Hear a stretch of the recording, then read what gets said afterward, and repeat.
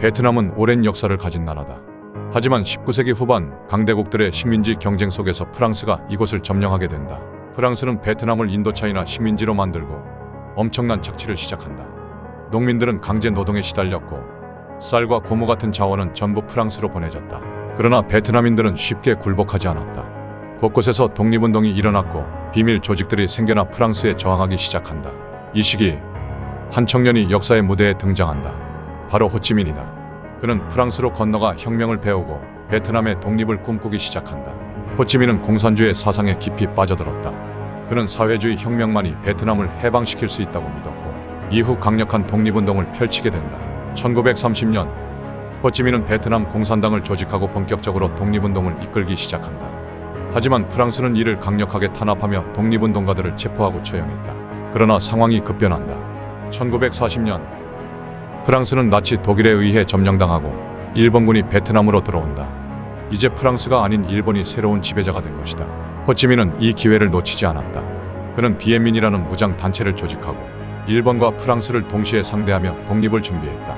심지어 미군도 호치민을 지원했다.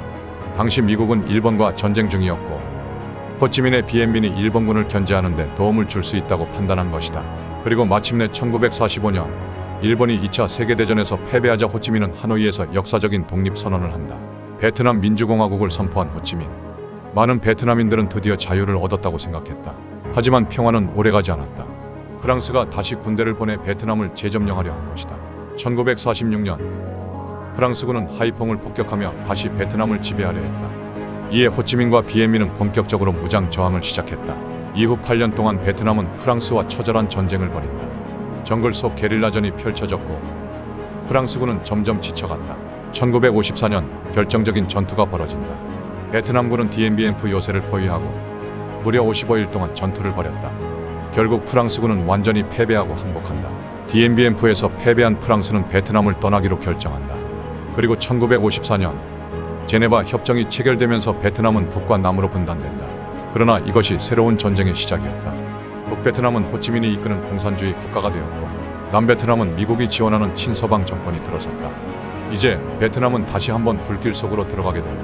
제2차 세계대전이 끝난 후 세계는 두 개로 갈라졌다. 미국과 소련, 자본주의와 공산주의의 냉전이 시작된 것이다.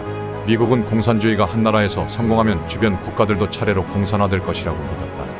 이른바 도미노 이론이 등장한 것이다. 이미 중국은 1949년 공산화되었고 북한도 공산주의 국가가 되었다. 만약 베트남까지 공산주의가 된다면 태국, 인도네시아, 필리핀까지 넘어갈 수도 있다. 미국에게 베트남은 결코 일어서는 안 되는 나라였다.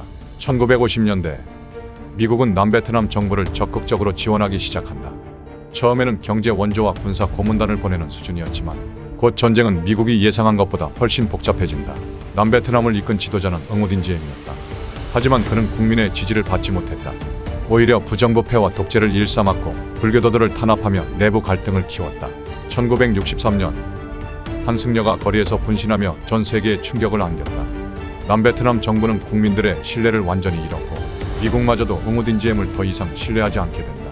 결국 미국은 응우딘지엠 정권을 버리기로 한다. 미국의 지원을 받은 남베트남 군부는 쿠데타를 일으켰고 응우딘지엠은 암살당한다. 하지만 이것이 남베트남을 더 혼란스럽게 만들었다. 1964년 전쟁의 판도를 바꾸는 사건이 발생한다. 바로 통킹만 사건이다. 미국 구축함이 북베트남 해군의 공격을 받았다는 보고가 올라왔다. 하지만 나중에 밝혀진 사실에 따르면 당시 공격이 실제로 있었는지조차 불분명했다. 미국 정부는 전쟁 개입을 정당화하기 위해 사건을 조작했을 가능성이 높았다. 그러나 미국 의회는 통킹만 결의안을 통과시키며 대통령에게 전쟁 수행 권한을 부여했다. 1965년 미국은 베트남에 본격적으로 군대를 보낸다. 최초로 3,500명의 미 해병대가 다낭에 상륙했고 이후 병력은 50만 명까지 증가한다. 미국은 세계 최강의 군사력을 과시하며 최신 무기들을 동원했다. B-52 폭격기는 베트남 정글을 초토화시켰고 나팜탄이 하늘에서 쏟아졌다. 하지만 미국이 맞서야 할 적은 단순한 군대가 아니었다. 베트콩은 땅굴을 이용한 게릴라 전술로 미군을 괴롭혔고 정글은 미국에게 지옥이 되었다. 미국은 남베트남 정부를 지원했지만 남베트남의 정치적 혼란은 계속됐다. 지도자들이 계속 바뀌었고 정부는 부패로 얼룩져 있었다. 미국은 빠른 승리를 예상했지만 전쟁은 점점 수렁으로 빠져들었다. 미군의 피해는 늘어났고 미국 내에서도 반전 여론이 커지기 시작했다. 1965년 미국은 베트남에 본격적으로 군대를 투입했다. 다낭 해변에 상륙한 3,500명의 미 해병대는 단순한 지원군이 아니었다. 그들은 직접 전쟁에 뛰어들 준비를 마친 정예 병력이었다. 그러나 단순한 병력 투입만으로는 베트남을 장악할 수 없었다. 1968년까지 미국은 무려 50만 명의 병력을 베트남에 파견했고 최첨단 무기와 전술을 동원해 전쟁을 주도했다. 미국은 B-52 폭격기로 북베트남을 초토화했고 네이팜탄을 이용해 정글을 불태웠다. 미군 병사들은 최신형 M16 소총을 사용하며 헬리콥터를 이용한 공중 기동 전술로 적을 압도하려 했다. 그러나 미국이 상대해야 할 적은 단순한 군대가 아니었다. 베트콩은 보이지 않는 적이었다. 그들은 정글 속에서 조용히 숨어 있다가 기습 공격을 퍼붓고 땅굴을 이용해 사라졌다. 베트콩은 수백 킬로미터에 달하는 땅굴을 구축했다. 이곳은 단순한 피신처가 아니라 병원과 병기 공장, 심지어 지휘 본부까지 존재하는 완벽한 기지였다. 미군은 이 문제를 해결하기 위해 터널렛이라는 특수부대를 조직했다. 하지만 좁은 땅굴 안에서의 전투는 너무나도 끔찍했다. 앞이 보이지 않는 어둠, 곳곳에 설치된 함정, 어디서 튀어나올지 모르는 적들, 터널 속에서의 전투는 곧 죽음을 의미했다. 미국은 동맹국들에게도 지원을 요청했다. 한국, 호주, 태국이 베트남 전쟁에 참전하며 연합군이 형성되었다. 특히 한국군은 뛰어난 전투력으로 유명했다. 맹호부대와 청룡부대는 게릴라전에 강했고 베트콩들이 두려워하는 존재가 되었다. 호주군과 태국군 역시 미국을 지원하며 여러 작전에 참여했다. 하지만 전쟁은 점점 길어졌고 예상보다 훨씬 많은 희생이 발생하기 시작했다. 1968년 전쟁의 판도를 뒤흔든 사건이 벌어진다. 바로 구정대공세. 베트콩과 북베트남군이 명절을 틈타 남베트남 전역에서 동시다발적으로 기습 공격을 감행했다. 4.20의 미국 대사관마저 공격당했다.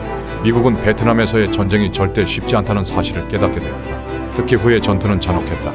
베트콩과 북베트남군이 3주 동안 후해를 점령했고 수천 명의 민간인이 학살당했다. 미군은 막대한 피해를 입으며 도시를 탈환했다. 구정대공세 이후 미국 내에서는 반전 시위가 급증했다. TV와 신문에는 미군의 피해와 전쟁의 참혹함이 계속 보도되었고 국민들은 더 이상 이 전쟁을 지지하지 않았다. 미국 정부는 이제 고민에 빠졌다.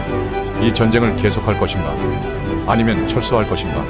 전쟁은 미국이 원하던 방향으로 흘러가지 않았다. 미국의 참전은 베트남을 완전히 파괴했다. 그러나 이 모든 희생에도 불구하고 전쟁의 결말은 점점 다가오고 있었다. 전쟁이 장기화되면서 미국 내 반전 여론은 폭발했다. 수만 명의 미군이 전사했고 TV 화면에는 참혹한 전쟁의 모습이 매일같이 보도되었다. 이제 미국은 이 전쟁을 끝내야만 했다. 닉슨 대통령은 새로운 전략을 발표했다. 바로 베트남화 바이에너머제이션 정책이다. 이 정책의 핵심은 미군을 철수시키고 남베트남군이 스스로 전쟁을 수행하게 만드는 것이었다. 1970년부터 미군은 점차 베트남을 떠나기 시작했다. 그러나 문제는 남베트남군이 전쟁을 수행할 능력이 부족하다는 것이었다. 하지만 미군이 철수하는 동안 전쟁은 더욱 확대되었다. 닉슨은 캄보디아와 라오스에서도 공산주의 세력을 견제하기 위해 폭격을 감행했고 이로 인해 또 다른 비극이 시작되었다. 크메르루주가 캄보디아에서 권력을 잡으며 수백만 명이 학살당하는 일이 벌어진 것이다. 1973년 마침내 미국과 북베트남이 평화협정을 체결했다. 이에 따라 미국은 남베트남을 버리고 완전히 철수하기로 결정한다. 미국은 떠났고 남베트남은 홀로 남겨졌다. 하지만 남베트남군은 북베트남군의 공격을 막아낼 힘이 없었다. 1975년 북베트남군이 본격적으로 남진을 시작했다. 이제 남베트남의 수도 4.20이 위험에 빠졌다. 4.20에서는 수만 명의 사람들이 공항과 미군 대사관으로 몰려들었다. 그들은 어떻게든 탈출하려 했지만 미국은 남베트남 국민들을 모두 데려갈 생각이 없었다. 미국은 오퍼레이션 프리퀀트 윈드를 발동해 자국민과 일부 남베트남 지도자들을 헬리콥터로 탈출시켰다. 하지만 많은 사람들이 남겨졌고 4.20은 곧 공산군의 손에 떨어졌다. 1975년 4월 30일 북베트남군이 4.20에 진입했다. 그들은 대통령궁에 탱크를 몰고 들어갔고 남베트남 정권은 완전히 붕괴했다. 이제 베트남은 완전히 공산화되었다. 4.20은 호치민시로 개명되었고 남북이 통일되면서 베트남 사회주의 공화국이 탄생했다. 베트남 전쟁으로 인해 약 300만 명의 베트남인이 목숨을 잃었고 5만 8천 명의 미군이 전사했다. 전쟁의 상처는 아직도 남아있다. 이 전쟁은 미국이 이길 수 없는 전쟁이었다. 최강국이었던 미국조차도 게릴라전과 장기전 앞에서 무너질 수밖에 없었던 것이다. 공산 정권이 들어서자 많은 남베트남 사람들이 베트남을 떠나려 했다. 수십만 명이 보트 피플이 되어 바다를 건너야만 했다. 베트남은 전쟁의 폐허를 딛고 다시 일어서야 했다. 베트남 전쟁은 단순한 지역 분쟁이 아니었다. 냉전 시대에서 미국이 공산주의를 막으려 했지만 결국 실패한 상징적인 전쟁이었다. 이후 미국은 직접적인 군사 개입을 줄이게 되었고 전 세계는 새로운 냉전의 흐름 속으로 들어갔다. 이 전쟁은 과연 무엇을 위한 것이었을까? 미국과 베트남 모두 엄청난 피해를 입었고 전쟁은 결국 아무것도 남기지 않았다. 베트남 전쟁은 전쟁의 잔혹함과 인간의 어리석음을 보여주는 역사적인 사건이었다.